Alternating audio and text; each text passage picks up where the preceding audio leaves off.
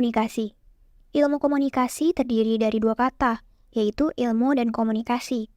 Ilmu adalah kumpulan pengetahuan, sedangkan komunikasi adalah proses pengaparan simbol-simbol yang mempunyai arti dari seorang kepada seseorang.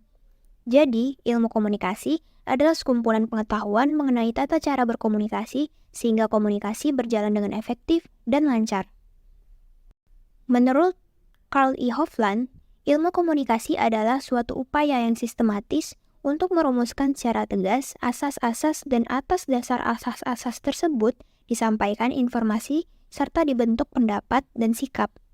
Komunikasi adalah hal yang sangat krusial yang telah menjadi bagian dari manusia, karena manusia adalah makhluk sosial sehingga diperlukan komunikasi untuk mencapai sesuatu. Komunikasi bersifat alamiah, namun perlu diketahui bahwa komunikasi juga harus dipelajari secara ilmiah sehingga mencegah terjadi hal yang tidak diinginkan, seperti miskomunikasi dan mispersepsi. Sebelum itu, kita harus mengenal tentang unsur-unsur komunikasi. Dalam proses berkomunikasi, dibangun oleh 3 unsur utama, yaitu 1. Orang yang menyampaikan pesan, yaitu komunikator. 2. Materi pembicaraan atau pesan yang disampaikan, yaitu dapat berupa verbal, yaitu kata-kata, atau non-verbal, yaitu simbol, warna, bahasa tubuh, gerakan, dan lain sebagainya.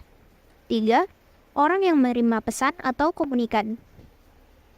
Di samping 3 unsur tersebut, dapat ditambah pula dengan 1. Source atau sumber. Apa yang ada dalam benak kita seperti pemikiran, ide, gagasan, peristiwa atau kejadian, pengetahuan yang semuanya adalah hasil dari persepsi. Kedua, destination. Tujuan yang ingin dicapai dari proses komunikasi. Ketiga, medium. Media yang digunakan untuk berkomunikasi. Medium terbagi menjadi 2, yaitu media nirmasa dan media massa. Keempat, feedback.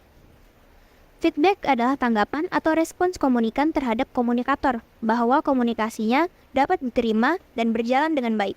Yang kelima, efek. Perubahan yang terjadi di pihak komunikan sebagai akibat dari diterimanya pesan melalui komunikasi. Setelah mengetahui tentang unsur-unsur komunikasi, mari kita beranjak ke persepsi sebagai inti dari komunikasi. Menurut Joseph A. De Vito, persepsi adalah proses dengan mana kita menjadi sadar akan banyaknya stimulus yang mempengaruhi indera kita.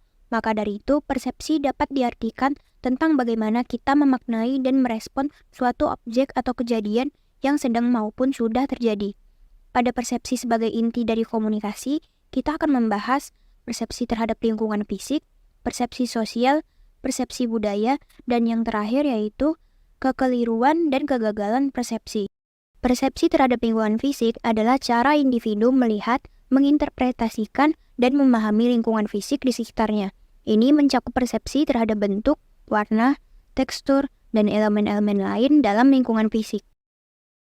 Persepsi sosial adalah proses menangkap arti objek-objek sosial dan kejadian yang kita alami dalam lingkungan kita.